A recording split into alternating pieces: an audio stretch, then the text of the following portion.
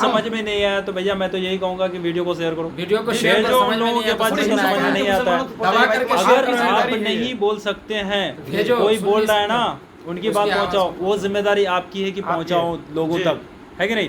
लोग जो बोल रहा है उनको फैलाओ ना। हमको मालूम है, जैसे अभी भाई साहब ने बोला कि मीडिया आया, मीडिया के सामने जब पूछा एमआईएम के बारे में कि एमआईएम का कैसा लहड़ है, तो यहाँ जवाब देने वाला कोई नहीं, जानते हुए भी।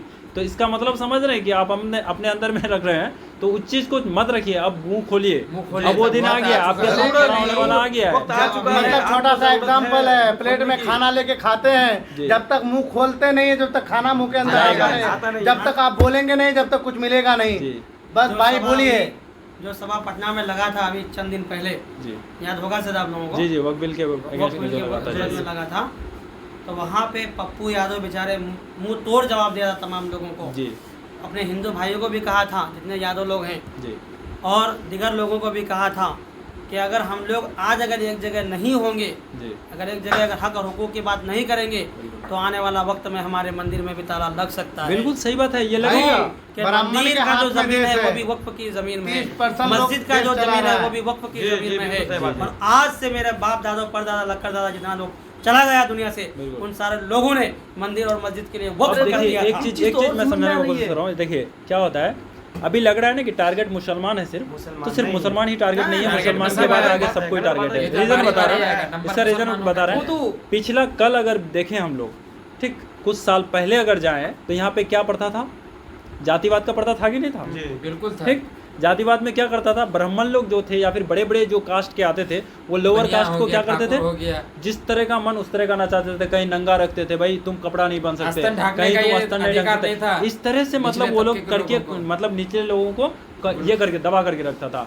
तब जाके कोई ऐसा लीडर आया जो सबको समान किया, बराबर किया, है ना।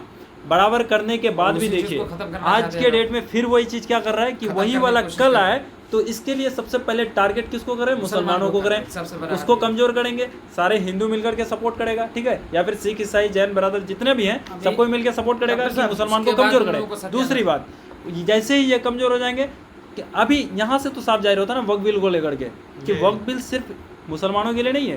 क्या लगता है इसमें ईसाइयों में नहीं होगा क्या? उनकी भी तो कब्रिस्तान होती है, उनमें ताला नहीं लगेंगे क्या? हिंदू भाइयों का कब्रिस्तान नहीं होता है क्या? सबको तो नहीं जलाते हैं, कुछ लोग जो क्या वहाँ जो भी शमशान में वहाँ ताला नहीं लगेगा क्या? नहीं, कहाँ ताला है? भाई आपको लग रहा है बाहर बहुत ऐसा जगह है जहाँ पे दफनाया जाता है, अब ये सैंपल सा मिसाल ले लो, वहाँ भी ताला लगेंगे, ठीक है। अब ऐसे लोगों इस तरह से तो आप समझ सकते हैं ना कि टारगेट सबको किया जाता है। ये कुछ ही जाति लोग चाहते हैं कि पूरे देश में फिर से हमारा राज चले, इसीलिए ऐसा कर रहा है। तो ये समझने की जरूरत है हिंदुस्तान के हिंदू मुस्लिम सिख ईसाई जितने भी हैं सारे लोगों को।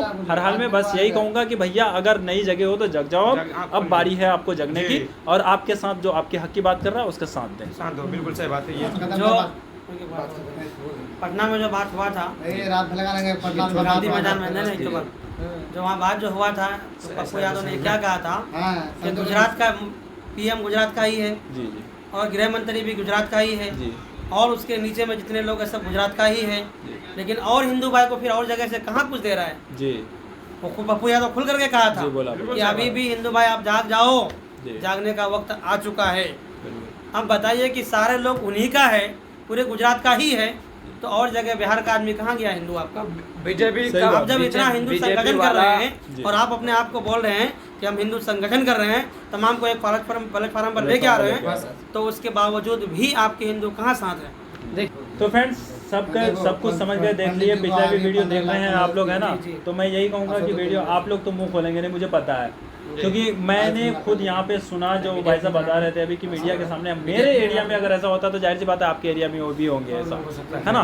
तो अब वो दिन आ गया है भाइयों, मुंह खोलो, जबान खोलो, अपने हक के लिए लड़ाई करो, जो आपके साथ खड़ा है उसका साथ दो हर हाल में, ठीक है। और अगर आप नहीं बोल सकते तो शेयर तो कर सकते हैं ना, शेयर लगता